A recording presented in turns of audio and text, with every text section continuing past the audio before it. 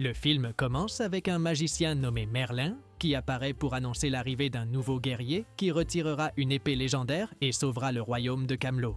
Pendant ce temps, à l'époque actuelle, un jeune garçon nommé Calvin participe à un autre match de baseball avec son équipe, étant choisi pour frapper, même s'il n'est pas très doué à ce poste. Avant que le match ne commence, la famille de Calvin essaie de le motiver et l'encourage avec enthousiasme. Après cela, l'entraîneur lui demande de frapper la balle avec force, car c'était la seule chance de l'équipe. Cependant, au moment du jeu, Calvin a peur de la balle et est éliminé de la compétition. Pour cette raison, Calvin est frustré, mais il finit par l'accepter et par chercher une autre batte. Soudain, un tremblement secoue tout le terrain et la foule s'inquiète. Les joueurs courent pour se mettre à l'abri, mais Calvin n'a pas le temps de réagir, car le sol s'ouvre et il tombe dans un trou. La chute se termine lorsque Calvin atterrit directement sur le casque d'un guerrier médiéval. Tous deux sont effrayés et le chevalier s'enfuit, terrifié, laissant derrière lui un coffre. Lorsque d'autres chevaliers arrivent, Calvin laisse tomber le coffre au sol et s'enfuit. Ensuite, les soldats trouvent un roi nommé Arthur et lui rendent la boîte. Curieux, le roi veut savoir qui l'a récupéré du chevalier noir et les soldats partent à la recherche de Calvin. Pendant ce temps, Calvin découvre qu'il n'est plus dans sa ville, mais dans un siècle ancien. Finalement, il marche dans le petit village, mais il est retrouvé par les soldats. Rapidement, Calvin s'enfuit et se cache dans la maison de deux villageois. Pendant qu'il est caché, Calvin voit un soldat arriver et interroger les villageois avec agressivité. Sans le vouloir, Calvin fait du bruit et, lorsqu'il est découvert par les soldats, il est encerclé et conduit devant la cour du roi Arthur. Dès qu'il arrive à la cour, le roi Arthur se réjouit de la présence du jeune homme, car il a été le seul à réussir à récupérer la boîte des mains du chevalier noir. D'un autre côté, un conseiller du roi nommé Velasco accule l'un des soldats et s'irrite en apprenant que Calvin a été amené devant Arthur, car il ne veut pas qu'un simple jeune homme ruine ses plans. De retour dans la salle principale, Arthur révèle qu'il est le roi le plus puissant de tous, mais cela ne semble pas intéresser Calvin. Un peu agacé, Arthur claque des doigts, faisant jeter des vêtements sur le jeune homme. Ensuite, Velasco apparaît dans la salle, affirmant que Calvin est un espion envoyé par le Chevalier Noir et le défie en duel. Le roi donne à Calvin la possibilité de choisir n'importe quel style de combat. Sans autre choix, Calvin active son lecteur de musique pour mettre une chanson, ce qui effraie tous les présents et lui permet de gagner le combat.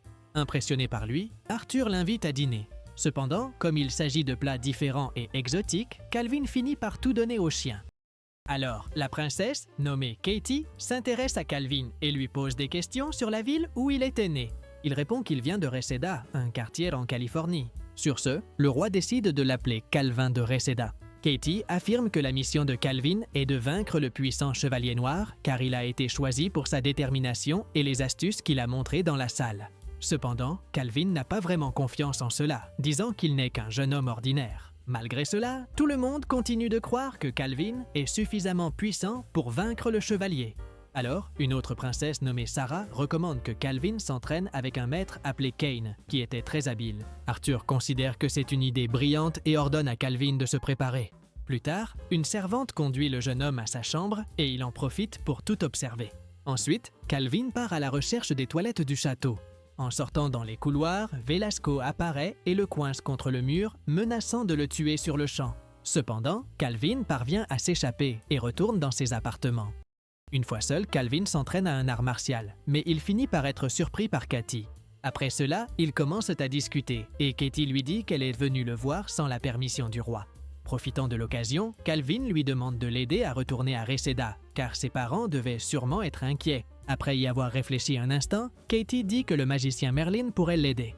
Curieux, Calvin demande si Merlin n'avait pas quitté ce monde, et Katie lui répond en ouvrant une porte secrète. Sur ce nouveau chemin, Katie porte une torche pour éclairer le passage, mais Calvin allume une lampe de poche, ce qui impressionne la princesse. Ensemble, ils descendent au sous-sol. Là, ils visitent le sanctuaire qui appartenait à Merlin et qui appartient maintenant au roi Arthur, y trouvant même la légendaire épée Excalibur dans un coin. Lorsque Calvin est sur le point de la toucher, Katie l'arrête car elle était trop puissante. Ensuite, il se dirige vers le puits de Merlin, qui était la seule chose qu'il restait du magicien. Katie dit que, s'il existe un moyen de rentrer chez soi, il se trouvera là. Soudain, ils entendent un bruit et la princesse décide de partir, sortant par une porte secrète et indiquant le chemin vers la chambre de Calvin. Cependant, avant de partir, elle avertit le jeune homme que son arrivée dans ce monde ne peut pas être une coïncidence et que tout a un but. Après son départ, Calvin décide de ne pas retourner dans sa chambre, mais de revenir au sanctuaire et il se dirige directement vers le puits. Là, Merlin apparaît dans un reflet, cherchant le grand guerrier qui sauvera Camelot, mais il ignore la présence de Calvin. Le jeune homme lui dit qu'il est le seul dans ce sanctuaire, mais Merlin refuse de croire que le sort pour faire venir le guerrier ait échoué. N'ayant plus d'autres options, Merlin avertit Calvin qu'il devra affronter le mal qui menace le royaume de Camelot et que ce mal, c'est Velasco lui-même. Cependant, Calvin ne veut pas le faire et supplie de rentrer chez lui. Alors, Merlin lui propose un marché, qu'il aide Arthur à trouver sa voie. S'il le fait, Merlin lui montrera le chemin pour rentrer chez lui. Le lendemain, Calvin se rend au centre d'entraînement et y fait la connaissance de Kane, un combattant expert qui enseigne l'art d'attaquer à cheval. Mais le jeune homme rate son attaque et lance une hache par la fenêtre. Ensuite, ils s'entraînent à l'arc et à la flèche. À ce moment-là, Katie parle du tournoi qui va avoir lieu, dont le prix sera sa sœur et le royaume de Camelot. Calvin est impressionné et demande pourquoi ce tournoi est organisé. Katie explique que sa sœur Sarah n'a choisi aucun prétendant pour se marier et que c'est pour cela que le tournoi décidera à sa place. Au même moment, Sarah est confrontée par Velasco, qui souhaite l'épouser et réaliser de grands projets pour le royaume de Camelot. Très calmement, Sarah lui dit de participer au tournoi s'il veut l'épouser, puis s'en va, le laissant derrière elle. De retour à l'entraînement, Calvin affronte la princesse lors d'un duel de bâton, mais il perd et est jeté dans la rivière. Plus tard, Calvin rencontre le forgeron le plus célèbre du royaume, capable de fabriquer n'importe quoi, et lui demande une paire de patins le plus rapidement possible. Le lendemain, Calvin est réveillé par la princesse pour le petit déjeuner. Avant de sortir, le jeune homme lui montre une paire de patins et tous deux glissent dans le palais en s'amusant. Pendant ce temps, le roi était en pleine réflexion lorsque Velasco apparaît, souhaitant lui parler. Il affirme qu'il a été loyal envers le roi pendant longtemps et qu'il serait juste d'obtenir la main de Sarah en mariage. Cependant, le roi lui rappelle les règles du royaume, où seul le gagnant du tournoi pourra épouser Sarah. Malgré tout, Velasco insiste et le roi s'engage à lui parler. Ailleurs, Calvin s'entraînait lorsque soudain Velasco apparaît pour l'insulter, prend une épée et le défie. Calvin prend un bâton et affronte son adversaire, mais il finit par être facilement mis à terre. Velasco garde son calme, mais Calvin l'attaque avec un coup de pied. Agacé, Velasco décide de partir, disant que la chance de Calvin prendra fin à tout moment. Plus tard, le jeune homme propose de préparer le dîner et fait attendre Katie un bon moment, jusqu'à ce qu'il lui révèle qu'il s'agit d'un hamburger. Sans comprendre, elle y goûte et finit par être ravie par le goût. Ailleurs, Arthur appelle Sarah pour discuter, affirmant que le tournoi est dépassé et que Velasco devrait être son mari. En entendant cela, elle le repousse et s'en va, ne voulant que le gagnant du tournoi. Le lendemain, alors qu'ils chevauchent, Calvin et Katie voient Sarah embrasser Kane. Katie demande à Calvin de ne rien dire à personne sur ce qu'il a vu et il promet de garder le secret. Ce jour-là, Calvin devait utiliser une vraie lance pour s'entraîner, mais il ne se sentait pas prêt. Cependant, Kane a insisté pour qu'il continue. À ce moment-là, Calvin distrait Kane et Katie pour mettre de la colle sur leurs vêtements et sur la selle du cheval sans qu'ils ne s'en aperçoivent. Mais lorsque l'entraînement commence, Calvin se retrouve coincé dans un arbre à cause de la lance, avec la selle qui est restée collée à cause de la colle. Après cela, Calvin retourne chez le forgeron, désormais avec une ambition plus grande, construire un vélo. Plus tard, dans la nuit, Katie se confie à Sarah sur la façon dont son père a changé après le départ de sa mère et dit qu'elle a peur qu'il lui arrive quelque chose à lui aussi. Le lendemain, le roi et Calvin se rencontrent et Arthur est curieux de savoir ce qu'il est en train de manger. Calvin dit que c'est du chewing-gum et lui en propose un pour goûter. Le roi commence à mâcher le chewing-gum, mais sans réfléchir, il l'avale, ce qui inquiète Calvin. À ce moment-là, Velasco apparaît et ordonne à Calvin de se retirer pour parler seul à seul avec le roi. À peine le jeune homme parti, Velasco veut savoir où en est la proposition de mariage avec la fille du roi. En entendant cela, Arthur répond qu'il ne peut pas obliger sa fille à faire ce qu'il veut. Plus tard, avec le vélo déjà construit, Calvin invite Katie à sortir et ils s'amusent ensemble. Lorsqu'ils s'arrêtent près d'un lac, Calvin lui révèle qu'il est allé dans la cave de Merlin et que ce dernier est apparu dans le puits, disant que le jeune homme avait été choisi pour sauver Camelot. Après cela, ils retournent au village et quelque chose attire leur attention. Le chevalier noir distribue de la nourriture à tout le monde. Cela impressionne Katie, qui commence à se sentir confuse quant à ce qui est bien et ce qui est mal. Ensuite, les deux se rendent dans un endroit plus isolé et finissent par s'embrasser. Katie dit qu'elle n'oubliera jamais ce moment. Finalement, Calvin conduit la jeune femme jusqu'à ses appartements. En entrant, elle est arrêtée par un garde, tandis que le jeune homme, de l'autre côté de la porte, lui fait sa déclaration. Après le départ de Calvin, le garde guide Katie à travers un tunnel jusqu'au sanctuaire de Merlin et ils sortent par une autre porte où la princesse est placée dans une charrette. Plus tard, Arthur se rend au sanctuaire et déplore de ne plus pouvoir soulever Excalibur, comprenant que son époque est révolue. Sans que Arthur le sache, Calvin avait tout entendu. Dès que Arthur s'en va, Calvin prend l'épée et entend Merlin l'appeler. Lorsqu'il s'approche du puits, Merlin lui dit de prendre Excalibur et de sauver le royaume. Mais le jeune homme hésite, car il pense que c'est au roi de sauver Camelot. Au même moment, Velasco trouve la princesse Sarah et la pousse contre un mur. À cet instant, il lui donne un délai pour accepter de l'épouser, sinon Katie en subira les conséquences. Après cela, Velasco se rend dans la chambre de Calvin et l'accuse d'avoir fait du mal à Katie, lui signifiant son arrestation. Inquiet, Calvin renverse le garde et s'enfuit en courant. En chemin, il est intercepté par Sarah qui le rassure en lui disant que Katie est vivante, mais entre les mains de Velasco. C'est pourquoi Sarah lui ordonne de trouver le roi Arthur, lui remettant un bracelet qui, selon elle, le fera reconnaître comme innocent. Après avoir distrait les gardes, Calvin court jusqu'à la chambre du roi, qui est surpris. Bientôt, Calvin s'identifie et explique que Katie a été capturée par Velasco, qui souhaite dominer Camelot. Au début, Arthur ne le croit pas, mais en recevant le bracelet, il change d'avis. Peu après, Velasco apparaît à la porte et Calvin se cache. Lorsque le roi ouvre, Velasco informe que Katie a été éliminée et que le coupable est Calvin. Faisant semblant d'être contrarié, le roi ordonne que Calvin soit capturé à l'aube. Une fois que Velasco s'en va, le roi dit qu'il est possible que sa fille soit prisonnière dans un endroit précis et il décide de s'unir pour partir à sa recherche. Ensuite, Calvin explique au roi que le peuple de Camelot souffre de la faim depuis des années à cause des vols de Velasco. C'est pourquoi le peuple pense que le roi ne se soucie pas d'eux et le déteste. Cependant, le roi se soucie vraiment de son peuple et fera tout son possible pour regagner sa confiance. Déguisé, il marche dans les rues de la ville. Soudain, une femme éclabousse accidentellement Arthur, qui s'énerve et commence à se disputer avec elle. Avant que Arthur ne révèle sa véritable identité, Calvin l'écarte et lui conseille de ne pas se dévoiler, car tout le monde déteste le roi ici. À ce moment-là, les gardes reconnaissent Calvin et l'attaquent, mais le roi et le jeune homme parviennent à les affronter et à les vaincre facilement. Ensuite, ils s'enfuient à vélo sur une longue distance, jusqu'à tomber au sol et se retrouvent face au chevalier noir. Agacé, le roi tente de l'attaquer, mais Calvin affirme qu'il est du côté du peuple. Au même moment, Sarah fait ses adieux à Kane. Il semble perdu, mais Sarah lui dit qu'ils ne peuvent pas être ensemble, car ils appartiennent à des classes sociales différentes et qu'elle devra épouser Velasco.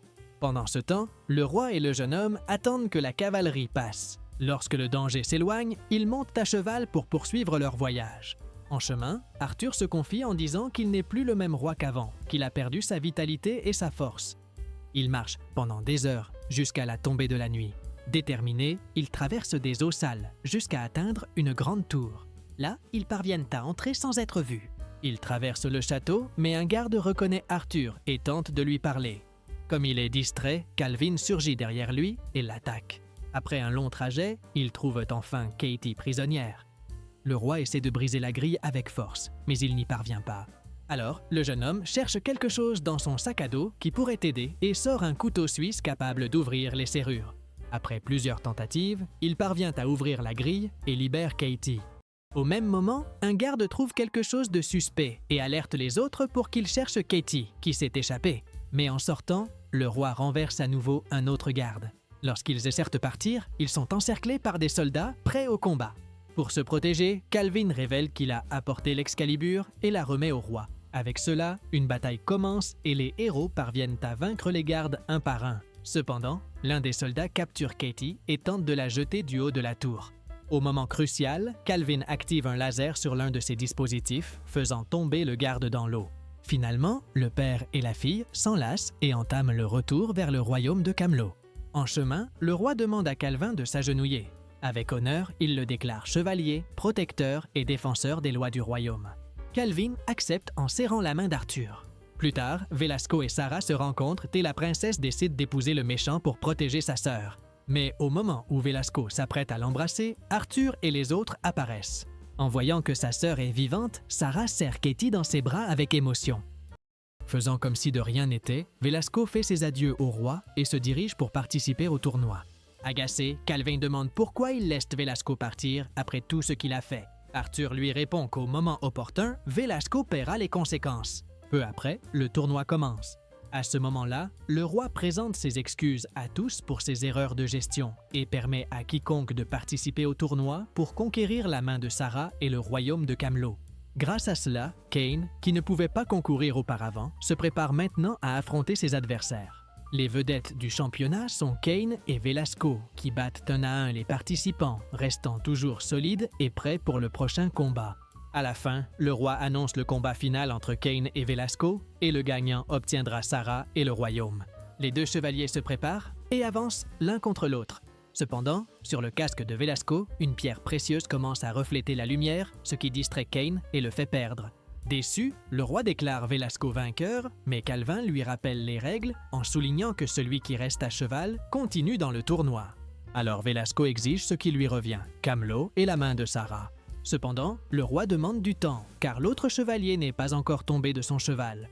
Inquiet, Calvin court vers Kane et se rend compte qu'il ne peut pas continuer dans le tournoi. N'ayant pas d'autre choix, le jeune homme décide d'agir en utilisant les vêtements de Kane et en se faisant passer pour lui dans le tournoi. Ensuite, Calvin apparaît sous les traits de Kane et le combat recommence. Cependant, au premier choc de la lance de Velasco, le casque s'envole, laissant tout le monde inquiet. Le combat reprend et cette fois, rapidement, Calvin bat Velasco, qui tombe au sol. Aussitôt, Calvin révèle sa véritable identité. Cela met Velasco en colère, qui se jette sur le jeune homme pour en finir avec lui. Cependant, une flèche traverse sa cape et l'arrête, car c'est le chevalier noir qui apparaît. Après cela, le chevalier noir se jette sur Velasco, lui imposant le respect. Finalement, Velasco est arrêté et Camelot est sauvé. Pour avoir été le vainqueur, le roi annonce que la main de Sarah et le royaume appartiennent à Calvin, mais celui-ci refuse l'offre, disant qu'il ne souhaite rien de tout cela. À ce moment-là, le chevalier réapparaît aux côtés de Calvin et, en retirant son casque, révèle être Sarah, laissant tout le monde stupéfait. C'est pourquoi Arthur brise le protocole et les règles du royaume, permettant à sa fille de choisir avec qui se marier. Finalement, elle embrasse Kane, car elle l'a toujours aimé. Comme dernier souhait, Calvin demande à retourner chez lui. Finalement, tout le monde se rend au sanctuaire pour parler avec Merlin. Le roi remercie le jeune homme pour toute l'aide apportée durant son séjour et, en guise de cadeau, Calvin lui offre son couteau suisse. Ensuite, Katie fait ses adieux à Calvin et tous deux s'enlacent. Soudain, Merlin apparaît, tenant sa part du marché et révélant un puits qui le ramènera dans son monde.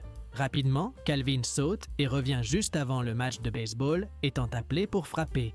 Avec beaucoup plus de confiance, il se dirige vers le terrain.